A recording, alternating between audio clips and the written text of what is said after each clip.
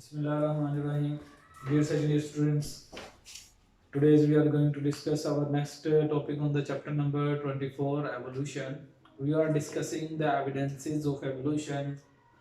Formally, we have discussed the two main points that suggest the mechanism of evolution, and today we are going to discuss the comparative comparative anatomy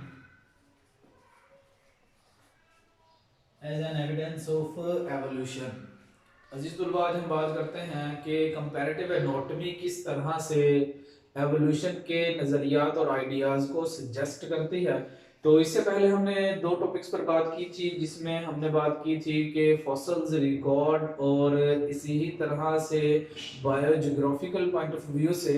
तो long questions के point of view से ये important है। तो सबसे पहले हम बात करते हैं एनाटॉमी क्या चीज है। Anatomy is the study of internal form and structure of the living organisms are their body parts. यानी अगर हम जिंदा जानदारों की बॉडी का इंटरनल स्ट्रक्चर और फंक्शन के एतबार से, शक्ल सूरत के एतबार से मुताला करेंगे तो ये एनाटॉमी कहलाती है। अब एनाटॉमी में सबसे पहले हम ये देखते हैं कि जो होमोलोगस ऑर्गन्स है लिविंग ऑर्गेनिजम्स में, होमोलोगस ऑर्गन्स ये हमें बताते हैं कि किस तरह से जो डिफरेंट लिविंग ऑर्गेनिजम्स में सेम एनाटॉमिकल कैरेक्टर है, यानी हम कहते हैं homologous organs are the organs that are structurally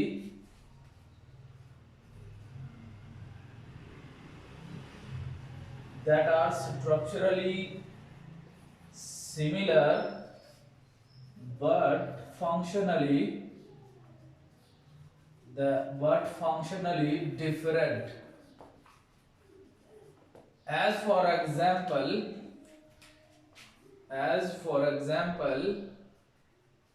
four arm or four limb of man, leg of the horse,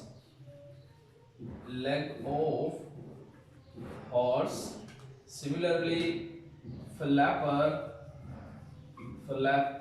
of whale, and the wing of bird. All these structures have the same number of bones but change in their shapes, and they have different functions. As for example, the forearm of the man is used to hold the things, and the leg of the horse is used for running, and the similar way whale flapper is used to swim in the water, and the wing of birds are used to flight or movement or locomotion in the air. But the structure of these structures, wing of the birds and flapper of the whale and leg of the horse and the forelimb of the man, have the same number of the bones that suggest they are the homologous organs, and they are inherited these similar structures from a common ancestor। यानी हम ये देखते हैं कि इन चारों living organisms में ये जो बोन्स की अरेंजमेंट और उसकी तादाद का जो करेक्टर सिमिलर है, ये इनमें किसी ना किसी स्टेज पर कॉमन एंसेस्टर के जरिए से मुंतकिल हुआ है।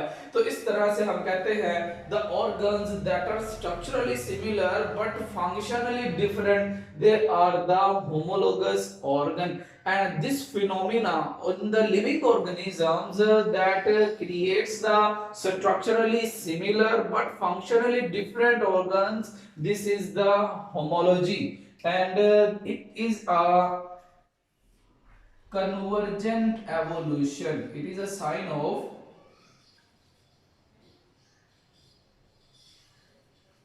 convergent evolution. तो इस तरह से हम देखते हैं कि लिविंग ऑर्गेनिजम्स के अंदर जो डिफरेंट डिफरेंट फंक्शंस हैं वो एक ही जैसे स्ट्रक्चर्स के जरिए से परफॉर्म हो रहे हैं, और इस फिनोमिना को, इस प्रोसेस को हम कहते हैं इट इज द होमोलॉजी। और इसी तरह से एक इसके अपोजिट है जिसको हम कहते हैं these are the analogous organs. Analogous organs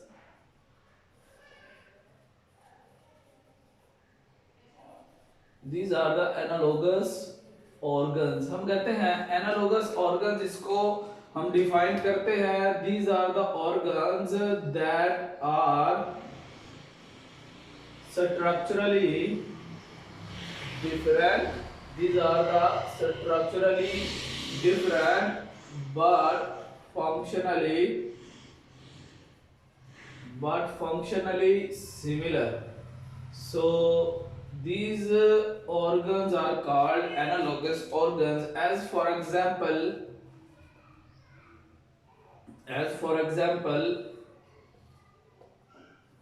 wing of bat and the wing of bird,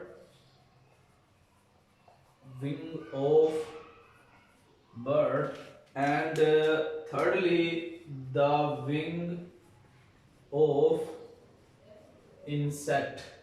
So these are the structurally different but functionally alike, because all of these three structures are used for flight, उड़ने के काम आते हैं, चाहे वो परिंदे का पर हो या इसी तरह से इंसेक्ट का या किसी बैट यानी चमगादड़ का पर हो, उड़ने के काम आता है। लेकिन हम देखते हैं चमगादड़ के पर में स्किन है, बोन्स है, जबकि परिंदे के पर में फीदर्स और बोन मसल्स हैं। इंसेक्ट्स के पर जो है वो हम कहते हैं काइटिन से मिलकर बने हुए होते हैं, जो डिफरेंट है स्ट्रक्चरल पॉइंट ऑफ व्यू से but functional point of view से एक जैसे हैं। तो इस तरह से हम कहते हैं it is the evolution that is called divergent evolution।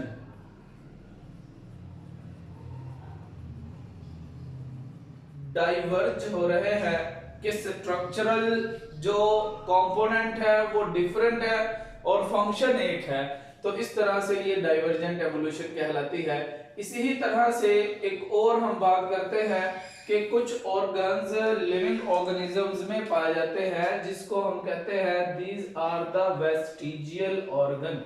यानी जो कंपैरेटिव एनाटॉमी है वो 3 पॉइंट ऑफ व्यू से हमें एवोल्यूशन के आइडियाज के या उसके एविडेंसेस के तौर पर साबित होती है। Vestigial organs. Vestigial organs are the organs that were functional in ancestor but have no function in today's organisms. यानी वे तमाम के तमाम स्ट्रक्चर्स जो एंसेस्टर्स में तो फंक्शनल थे लेकिन आज फंक्शनल नहीं है। जैसे फॉर एग्जांपल हम कहते हैं वर्मीफॉर्म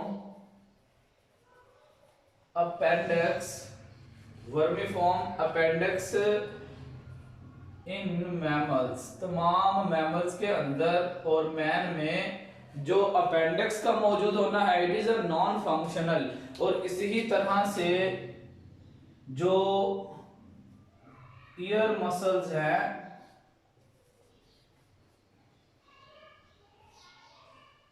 ईयर्स मसल्स यानी कानों के साथ जो अटैच्ड मसल्स है these are non functional in the man but in the elephant they are used to flap their ears. हम देखते हैं कि इसी ही तरह से nictitating membrane is functional or it is present only in the animals that live in the aquatic environment and in the terrestrial environment it is reduced or non functional। तो इस तरह से हम देखते हैं कि कंपैरेटिव एनाटॉमी दो point of view से, यानी होमोलोगस ऑर्गन्स, एनालोगस ऑर्गन्स, या होमोलॉजी एंड एनालॉजी के एतबार से, और इसी ही तरह से वेस्टिजियल ऑर्गन्स के जो पहले किसी इंसेस्टर में तो फंक्शनल थे, लेकिन with the passage of time change होने के साथ साथ दौर और हालात के आज के जिंदा जानदारों में नॉन फंक्शनल हो गए। जिस तरह से डार्विन ने अपने एवोल्यूशनरी आइडियाज के अंदर ये बात की थी कि जो फेवरेबल कैरेक्टर है, बेस्ट जेनेटिक मेकअप वाले कैरेक्टर है, अक्यूमुलेट होते हैं जनरेशन आफ्टर जनरेशन, और वो अपने एंसेस्टर से यकसर मुख्तलिफ हो जाते हैं। तो इस तरह से हम बात करते हैं कि ये होमोलोगस ऑर्गन्स और एनालोगस ऑर्गन्स और साथ साथ वेस्टिजियल ऑर्गन्स के पॉइंट ऑफ व्यू से कंपैरेटिव एनाटॉमी भी एवोल्यूशन के लिए एक सबूत के तौर पर शामिल होती है। Thank you.